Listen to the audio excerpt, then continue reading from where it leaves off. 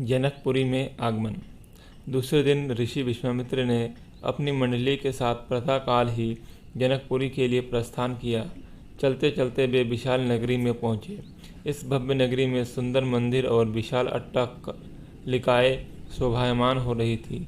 वहाँ की बड़ी बड़ी दुकानें अमूल्य आभूषणों को धारण किए हुए स्त्री पुरुष आदि नगर की संपन्नता का परिचय दे रहे थे। चौड़ी और साफ सुथरी सड़कों को देखकर ज्ञान होता था कि नगर के रख रखाव और व्यवस्था बहुत ही सुंदर और प्रशंसनीय थी। विशाल नगरी को पार कर के वे सभी मिथिलापुरी पहुँचे। उन्होंने देखा कि नगर के बाहर सुरम्य प्रदेश में एक मनोहर यज्ञशाला का निर्माण किया गया है और वहाँ पर विभिन्न प्रांतों से आए वेद पाठी ब्राह्मण मधुर ध्वनि में वेद मंत्रों का सस्वर पाठ कर रहे थे।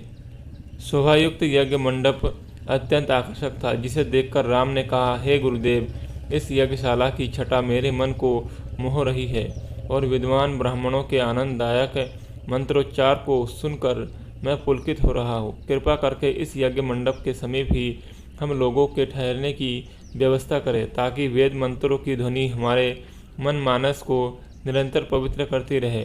जब राजा जनक को सूचना मिली कि ऋषि विश्वामित्र अपने शिष्यों तथा अन्य ऋषि मुनियों के साथ जनकपुरी में पधारे हैं, तो उनके दर्शन के लिए वे राजपुरोहित शतानंद को लेकर यज्ञशाला पहुँचे।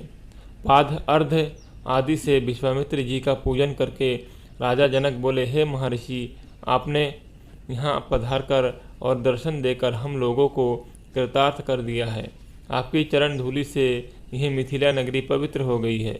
फिर राम और लक्ष्मण की ओर देखकर बोले, हे मुनिवर, आपके साथ ये परम तेजस्वी सिंह शावक जैसे अनुपम सौंदर्यशाली दोनों कुमार कौन है? इनकी वीरतापूर्ण आकृति देखकर प्रतीत होता है मानो ये किसी राजकुल के दीपक है।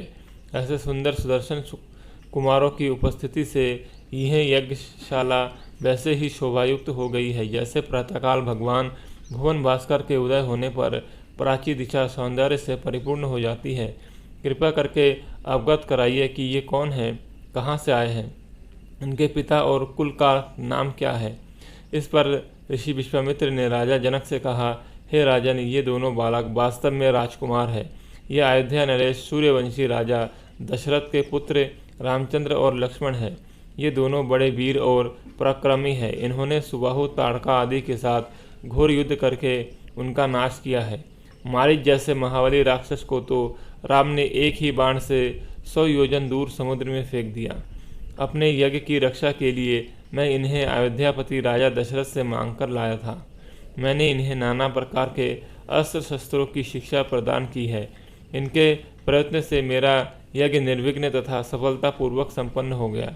अपने सद्व्यवहार, विनम्रता एवं सौहार्द से इन्होंने आश्रम में रहने वाले समस्त ऋषि मुनियों का मन मोह लिया। आपके इस महान धनुष यज्ञ का उत्सव दिखाने के लिए मैं इन्हें यहाँ लाया हूँ। इस वृतांत को सुनकर राजा जनक बहुत प्रसन्न हुए और उन सबके ठहरने के लिए यथोचित व्यवस्था कर दिया।